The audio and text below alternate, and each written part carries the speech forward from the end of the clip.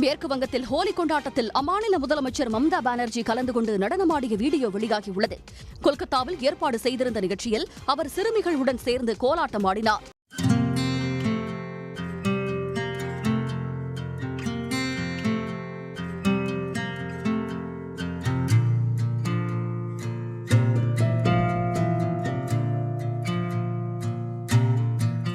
கொல்கத்தா மாநகராட்சி, சுற்றுலாத்துறை மற்றும் கலாச்சாரத்துறை ஆகியன இணைந்து நேதாஜி உள்விளையாட்டு அரங்கில் ஏற்பாடு செய்திருந்த நிகழ்ச்சியில் பல்வேறு சமூகத்தைச் சேர்ந்தவர்களும் கலந்து கொண்டிருந்தனர். விழுப்புரத்தில் மாணவர்கள் 1 மணி நேரம் பழமொழி கூறிக்கொண்டு சிலம்பம் சுற்றி சாதனை படைத்துள்ளனர். எம்ஜிஆர் அரசு பல்நோக்கு உள்விளையாட்டு அரங்கில் நடைபெற்ற கலாம் உலக சாதனைக்கான சிலம்பம் சுற்றும் போட்டியில் இந்த சாதனை நிகழ்த்தப்பட்டது.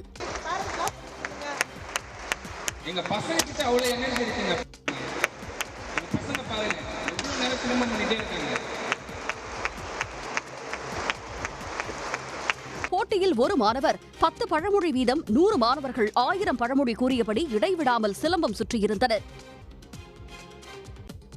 திருவள்ளூர் அடுத்த காக்கலூர் பகுதியில் வசிக்கும் வடமாநில இந்தியர்கள் ஹோலி பண்டிகையை உற்சாகமாக கொண்டாடினர். அனைவரும் ஒன்று கூடி தீ மூட்டியும் மேளம் இசைத்தும் உற்சாகமாக நடனமாடி மகிழ்ந்தனர்.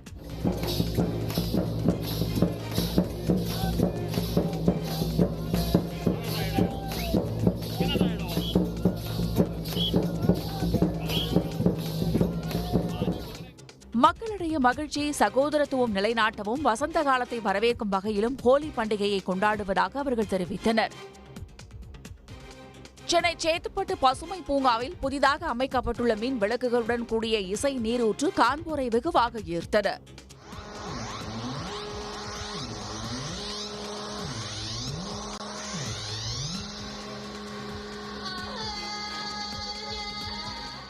சேத்துப்பட்டு பசுமை பூங்கா 20.16 கோடி ரூபாய் செலவில் நவீன வசதிகளுடன் மேம்படுத்தப்பட்டது.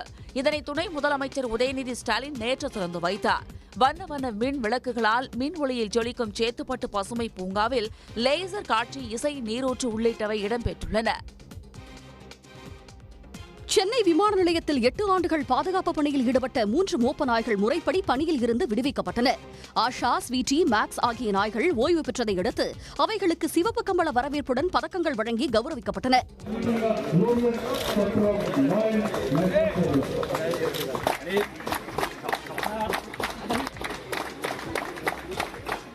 அதே நிகழ்ச்சியில் கேண்டி, பேந்தர் மற்றும் ரஸ்டி ஆகிய 3 நாய்கள் பாதுகாப்பு படையில் சேர்ந்தன.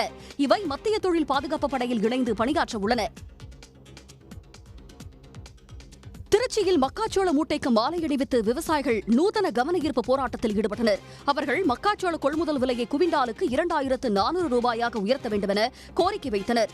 உரிய விலை கேட்டு திருச்சி மாவட்ட ஆட்சியர் அலுவலகம் முன்பு திரண்ட விவசாயிகள் மக்காச்சோளத்தை கையில் பிடித்திருந்தனர்.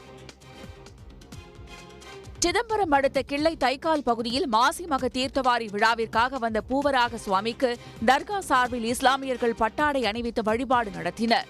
ஒவ்வொரு ஆண்டும் நடைபெறும் இந்த நிகழ்வு மத நல்லிணக்கத்திற்கு எடுத்துக்காட்டாக அமைந்துள்ளது.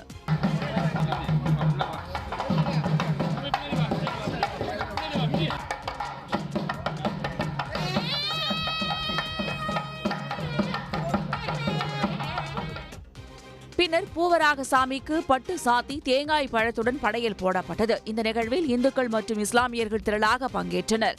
தொடர்ந்து பூவராக சுவாமி நிர்வாகம் சார்பில் நாட்டு சர்க்கரையும் மாலையும் தர்கா நிர்வாகிகளிடம் வழங்கப்பட்டது. புதுக்கோட்டை மாநகராட்சிக்குட்பட்ட காமராஜபுரத்தில் பொதுமக்களுக்கு இடையூறு செய்த குரங்குகளை வனத்துறையினர் கூண்டு வைத்து பிடித்தனர். கொய்யா, மா உள்ளிட்ட பழங்களை கூண்டு அருகே போட்டு குரங்குகளை அவர்கள் லாபகமாக பிடித்துச் சென்றனர்.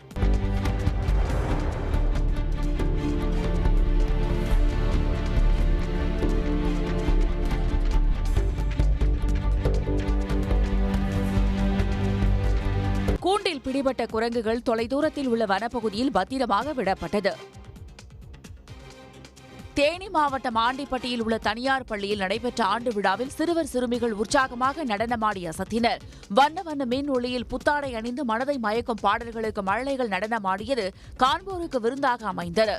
தனித்தனியாகவும் குழுவாகவும் சிறுமிகள் தங்களது திறமைகளை வெளிப்படுத்தினர். புதுச்சேரி நல்லவாடு தெற்கு மீனவ கிராமத்தில் நடைபெற்ற மாசி மக தீர்த்தவாரி விழாவில் 2,25,000 ரூபாய் மதிப்பிலான நாணயங்கள் மற்றும் நோட்டுகளால் சுப்பிரமணிய சுவாமி சிலை அலங்கரிக்கப்பட்டது பக்தர்களை வெகுவாக கவர்ந்தது.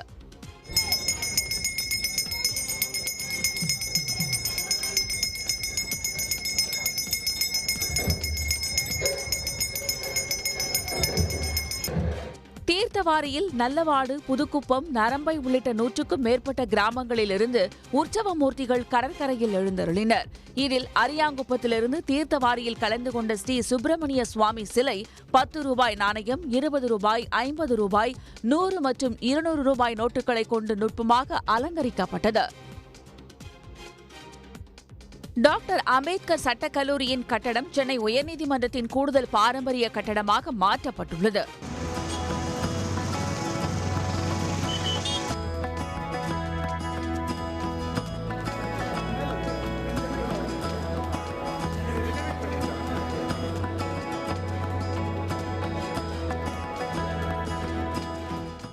பழமையான சட்டக் கல்லூரிகளில் ஒன்றான டாக்டர் அம்பேத்கர் சட்டக் கல்லூரி பாதுகாப்பு காரணமாகவும் மெட்ரோ பணிக்காகவும் கடந்த 2015ஆம் ஆண்டு செங்கல்பட்டு மாவட்டத்திற்கு மாற்றப்பட்டது.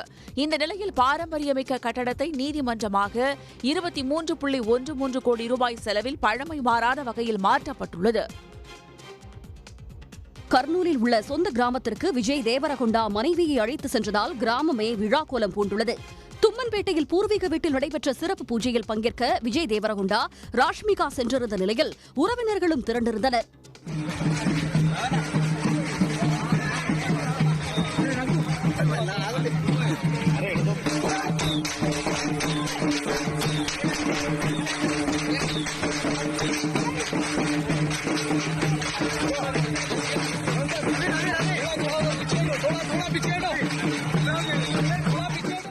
புதுமண தம்பதியின் வரவேற்பு நிகழ்ச்சி ஹைதராபாத்தில் நடக்க இருக்கும் நிலையில் அதில் பங்கேற்கும்படி முதலமைச்சர் ரேவந்த் ரெட்டிக்கு தம்பதி நேரில் அழைப்பு விடுத்திருந்தனர்.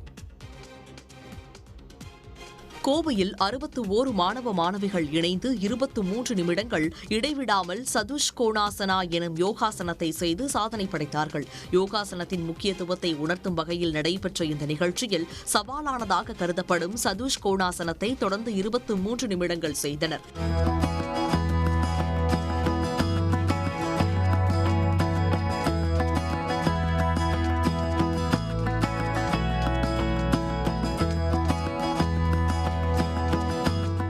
இந்த முயற்சி சோழன் உலக சாதனை புத்தகத்தில் இடம்பெற்றது. தொடர்ந்து சாதனை படைத்த மாணவர்களுக்கு சான்றிதழ்கள் வழங்கப்பட்டன. நாகர்கோவில் ஆட்சியர் அலுவலகத்துக்கு மனுவை மாலையாக அணிந்து வந்த மாற்றுத்திறனாளியால் பரபரப்பு காணப்பட்டது. மன்னர் மார்த்தாண்டவர்மன் தானமாக வழங்கிய நிலத்தை ஆக்கிரமிப்பாளர்களிடமிருந்து மீட்டுத்தர வலியுறுத்திய தக்கலையைச் சேர்ந்த டேவிட் என்பவர் இதுவரை தான் அளித்த மனுக்களை புத்தகமாகவும் உடன் எடுத்து வந்திருந்தார். இதுவரை 106 மனுக்கள் ஆட்சியர் அலுவலகத்தில் வழங்கியிருப்பதாக கூறிய டேவிட் ஆதாரமாக ஓலைச்சுவடி ஒன்றையும் வைத்திருந்தார். திருப்பதி ஏழுமலையான் கோவிலில் சாமி தரிசனத்திற்காக வரிசையில் காத்திருந்த பக்தர்களிடையே ஏற்பட்ட மோதலால் பரபரப்பு ஏற்பட்டது. வரிசையில் காத்திருக்கும் போது ஏற்பட்ட வாக்குவாதத்தால் ஒருவரை ஒருவர் தாக்கிக் கொண்டார்கள்.